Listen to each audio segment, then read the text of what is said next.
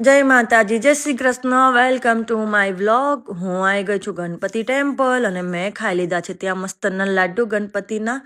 અને લાડ્ડુ ખાઈને હું પહોંચી ગઈ હતી પછી ત્યાં ઝૂલા ખાવા. અને ઝૂલા ખાઈને મેં તો ત્યાં આપણે ગુજરાતીઓની ખાસિયત જ હોય છે, ખબર છે ને, ડોકાચા કાઢવાની. તો ત્યાં ભૂરા ભૂરીના લગ્ન ચાલતા હતા અને મેં કરી લીધા થોડા ડોકાચા. ને ત્યાંથી હું જતી રહેતી પછી મારા નેક્સ્ટ લોકેશનમાં, જે આપણે માલદીવ્સની કમ્પેરમાં થોડું થોડું આવે છે. તો પહેલાં તો મને એવું જ લાગ્યું કે હું માલદીવ્સ પહોંચી ગઈ છું. અને પછી હું આગળ ધીરે ધીરે ધીરે દોડતી દોડતી ગઈ. અને જો પંખીડા, પંખીડા તું ઉડી જાજે પાવાગઢ રે, મહાકાલીને જઈને કે છે ચોડી ગયા ફર, ઉડી ગયા ઉડી ગયા ઉડી ગયા. દેખાણા. અને પછી ત્યાં મસ્તની એક મેં કાર જોઈ, જે કાર જતી હતી ને તો મને એવું થઈ ગયું કાશ મારી જોડે બી આવી કાર હોત તો. પણ કોઈ વાંધો નહીં, નેક્સ્ટ કાર આ જ હશે હવે. ને પછી મેં ઓર્ડર કરી દીધો સ્ટ્રોબેરી ચોકલેટ અને જલ્દી જલ્દી ખાઈ લે ને ત્યાં છે ને હમણાં કોઈ આવશે ને ભાગ પડાવશે. અને પછી હું બીચ જોડે પહોંચી ગઈ ને બીચ જોડે જતાં જતાં એક વિચાર આવ્યો કે અંબાલાલ કાકા છે ને ઇન્ડિયામાં બધાને એડવાન્સમાં કહી દે છે કે વરસાદ આવવાનો છે ને આગાહી કરે છે. તો અમને લોકોને બી થોડું એડવાન્સમાં કહી દે તો અમે લોકો ચાલીએ નહીં. અમે તો પ્લાન કરીને ઘરેથી નીકળ્યા અને અહીંયા આવીને જોયું તો વરસાદ હતો. અને વરસાદના લીધે અમારો પ્લાન બધો થઈ ગયો ફ્લોપ. અને આ જો અહીંયા ઘોડા છે.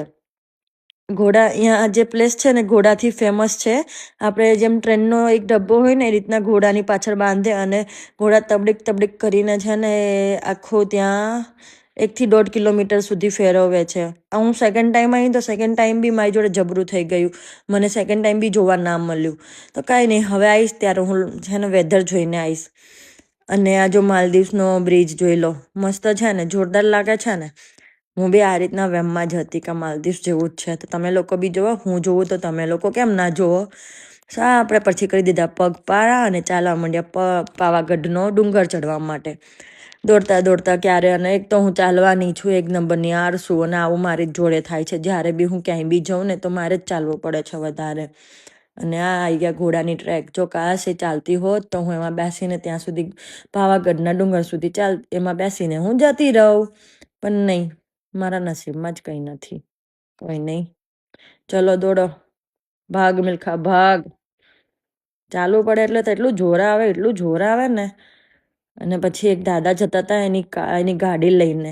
તો મેં વિચાર્યું દાદા મને થોડે સુધી બેસાડી દો, પણ દાદા તમારું સાંભળવામાં રેડી હતા જ નહીં. જો ભાગી ગયા. અને બધા મને કે આપણે ચાલ હજી ઉપર તો પાવાગઢમાં દર્શન કરવાના છે. દર્શનના બહાને મને ઉપર લઈને ગયા. મારી જોડે બી જબરું થઈ ગયું. તો પછી હું પહોંચી ગઈ છું પાવાગઢ.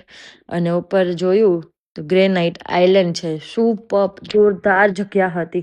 પણ પવન તો એવો હતો ને એવું લાગે હમણાં હું ઉડી જઈશ તો. ના ના, એવું તો નહીં.